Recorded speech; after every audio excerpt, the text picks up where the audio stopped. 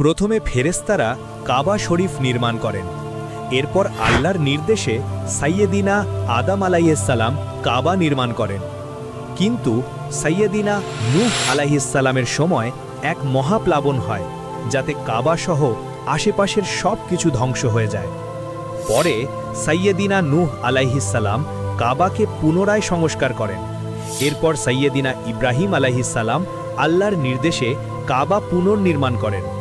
আল্লাহ তাকে স্পষ্টভাবে নির্দেশ দেন, আমার ঘর এতটুকু উঁচু করবে, এতটুকু প্রশস্ত করবে, এতটুকু লম্বা করবে। কিন্তু ইব্রাহিম আলাইহিসসালাম তো এত উঁচুতে উঠতে পারছিলেন না।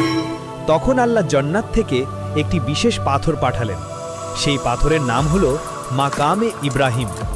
এ পাথরের উপর দাঁড়ালে ইব্রাহিম আলাইহিসসালাম ইচ্ছে মতো উপরে উঠতে পারতেন, আর নামতে চাইলে নিচে নেমে আসতেন। সুবহান আল্লাহ! কত সুন্দর আল্লাহর কুদরত! ভিডিওটি ভালো লাগলে অবশ্যই লাইক দিন এবং আমাদের চ্যানেল